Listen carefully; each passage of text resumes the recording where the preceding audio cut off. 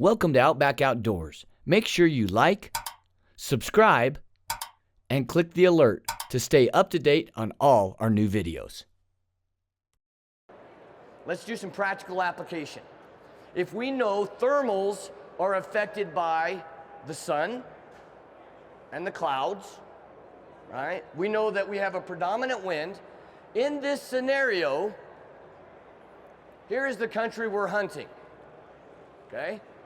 As a hunter, where would you want to be at first light? Up high. So let's pretend I'm camped over here and I come up to this saddle. Okay? We good with that? A bugle. Bull answers me. Answers me in the bottom here. Okay? What's the first thing? What is the wind that we have to deal with? This is my prevailing wind. Now I'm over here. Am I worried about this bull down here smelling me? Probably not, too far. As long as I stay on top, what's gonna happen is the moment the thermals change, I'm gonna have thermals rising, and that's gonna meet and kind of cancel out, as long as I stay up on top. The moment I drop over the edge, what's gonna be the prevailing wind? It'll be whatever the thermal is, right? Because if I drop over into this edge, it's blocking that. Because if you think like a rock, like that's a rock in a river, the water kind of whooshes over and then drops. All right, okay?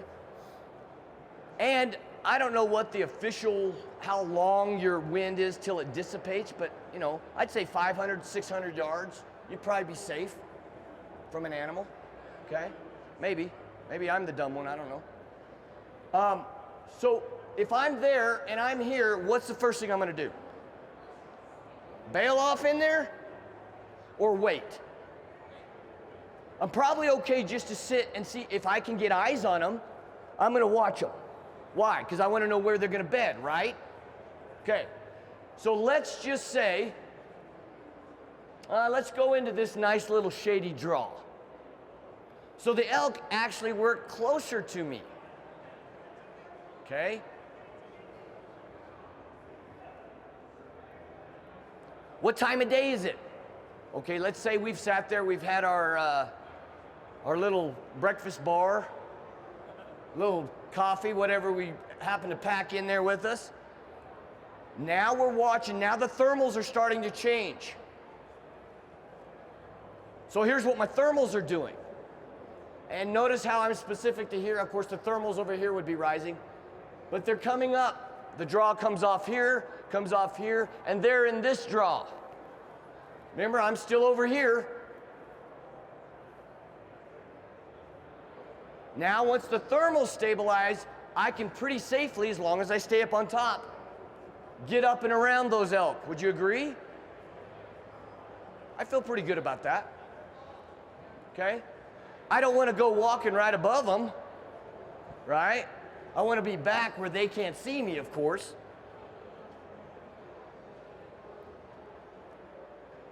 So the combination of the winds and the thermals tell me how I can make my move.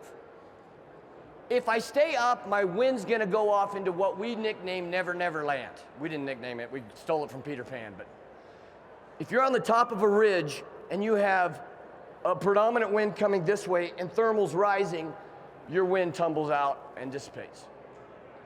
I've been 100 yards above a herd of elk below me on a steep grade, had the wind coming this way, they never caught wind of me because I had good thermals rising. Make sense? Now, if it would have been the evening, most likely my scent would have dove off there like a freaking rock, right? So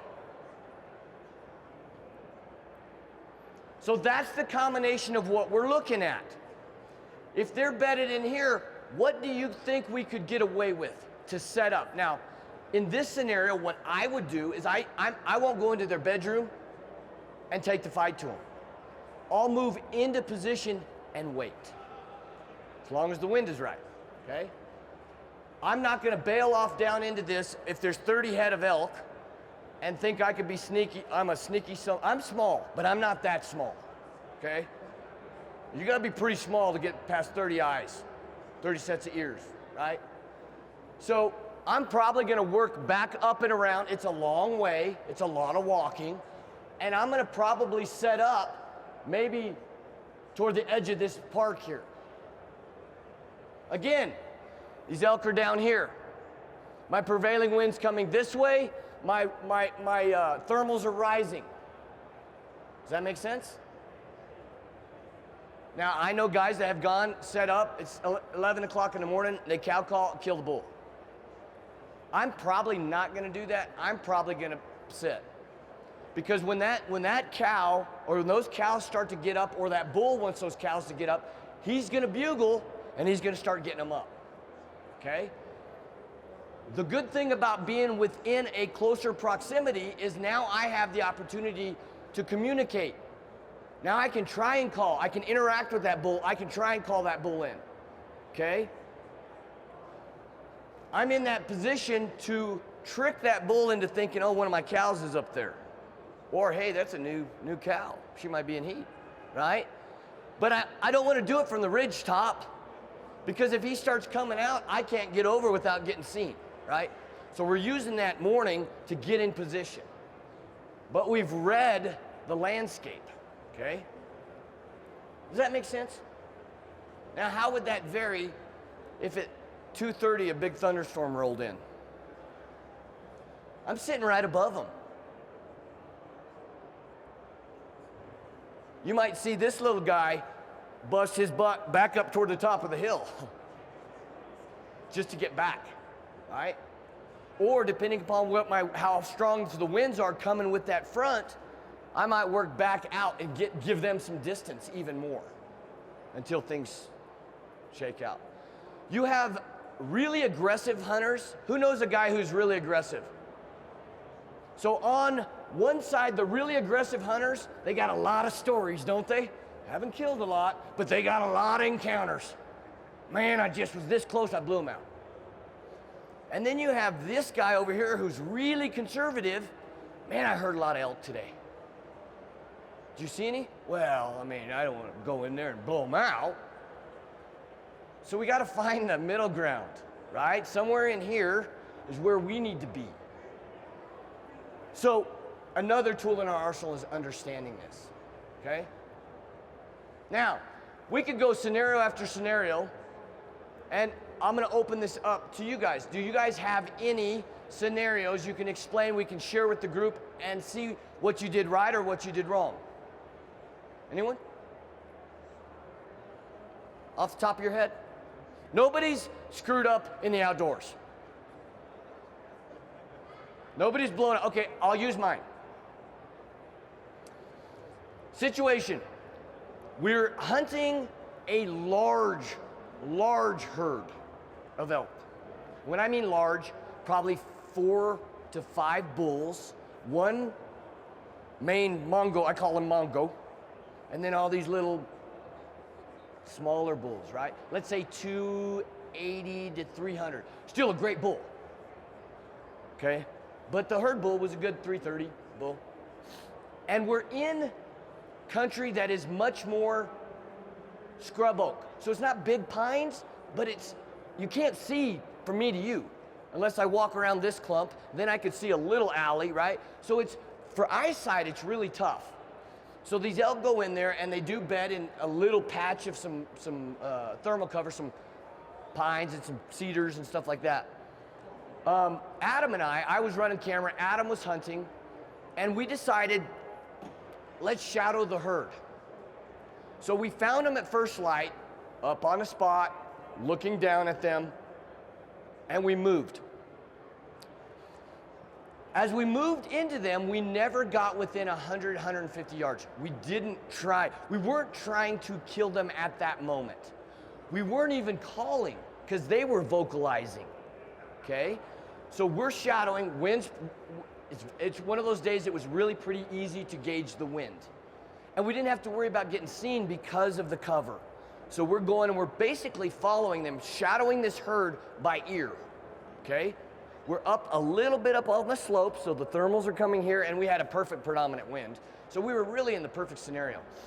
But we knew about 10:30, because that day was pretty cool, they're gonna bed.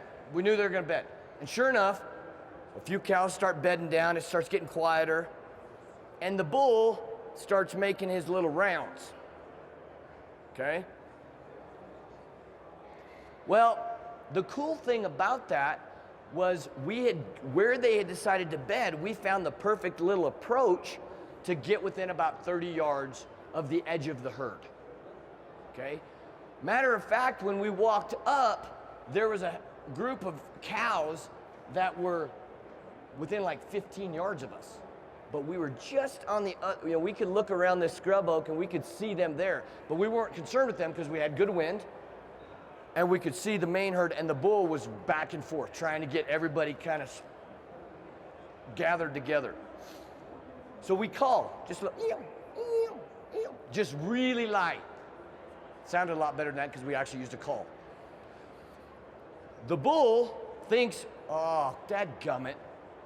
He comes around, boom, to get this cow that's wandered off, dadgummit, right? Perfect broadside shot. Adam's at full draw, I'm running camera, thunk. Bull runs, we cow call again, and the bull stops 42 yards. Well, Adam's already got another one. I'm not kidding you, he put 2 holes like that close together. It's perfect. But I got about 10 or 15 stories to back that one up where it didn't go right. Where these cows caught a whiff of us because they were so close and blew, and then the cows, the elk I'm hunting blow out, right? So it's just one of those things. But by understanding the wind, you can be aggressive. You can fool their eyes, you can fool their ears, but you can't fool their nose. So, for me, if I've got the wind nailed, that's when I'll be aggressive. I do that with mule deer too. But mule deer also, ears are so important. High country mule deer, I like to have about a 15 to 20 mile per hour wind, because then not only do you know exactly where the wind's going, but now those big old sonars, those ears, you can overcome them. So, I'm gonna show you another hunt real quick. First of all, any questions? Let's see what we're doing on time. Oh, we're doing great. Does it make sense? Okay, let me set this scenario up. So this is Adam. We have been hunting this bull for 3 days. And like I said, Adam is a guy, he's a good friend of mine. He's just one of those guys that if he picks out a bull, he'll eat his tag before he doesn't kill that bull. He's just one of those guys. And if I was a betting man, I'd bet on him killing that bull. Well, in this scenario, Adam, he's got this herd, and it's not the biggest herd, probably 10 to 12 cows and this good-sized bull. And they're in this draw, and it's not a draw like this. It's a smaller draw, probably 300 yards from the top of the draw to the bottom. And it's pretty steep and got a lot of pines on the north-facing slope, okay? And we're coming on the north-facing slope, but we have a good thermal. And we get down into position, level with them on the same bench that they're bedded, we think. We talk about benches, we talked about getting level with them. Benches are great, especially if I can get on that equal elevation with them, then I can move a lot easier without worrying about my wind coming. If the thermals come or if they change on me, they're gonna go down. Unless a predominant wind is moving it, it's not gonna go, a thermal doesn't run side to side. Make sense? So predominant wind was in our face, thermals were rising, we set up there, looking good. I'll show you what happens. It's a little bit long, but I think it's worth it. It's kind of funny.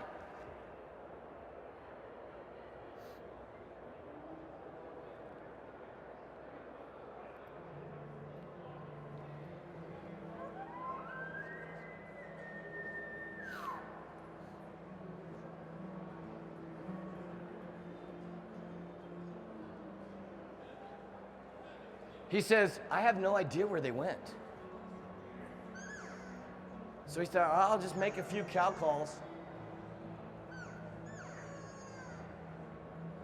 And he's just looking around and he's like, man, they were just talking.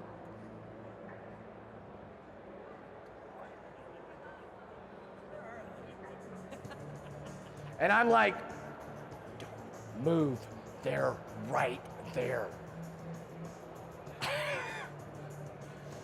Could we got away with that if we hadn't have had?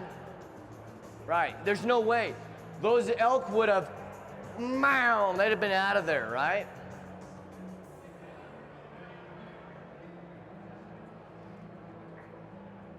And again, now they're getting a little below us, but I'm not worried. The predominant wind's in our face and the thermals are rising. So he's like, this bull has to be right here. So he makes a couple of cow calls. And when we make cow calls, then those elk kind of start to blow out of there. Because they see us. Because he gets his bow and he's ready.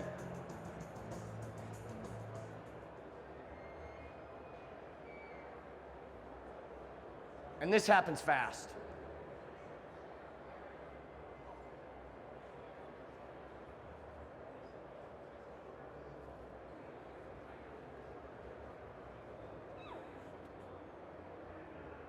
It's terrible camera work, sorry guys.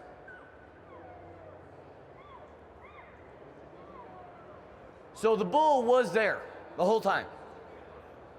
And the sequence from when those cows moved off and he cow called, it was about 3 minutes and that bull was standing there 20 yards from us.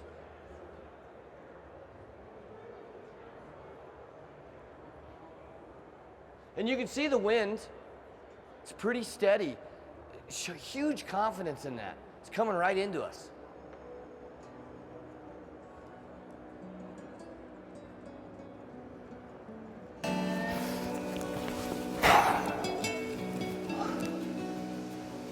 Show me. When it came together, man, it came together fast.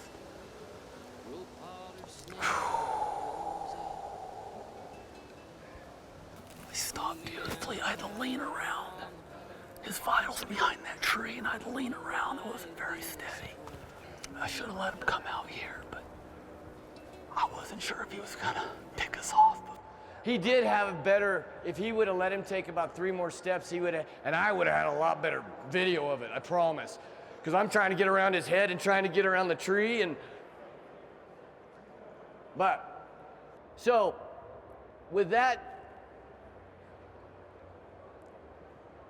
scenarios, as you play through your mind, one of the things I do is I kind of go through a little checklist in my mind.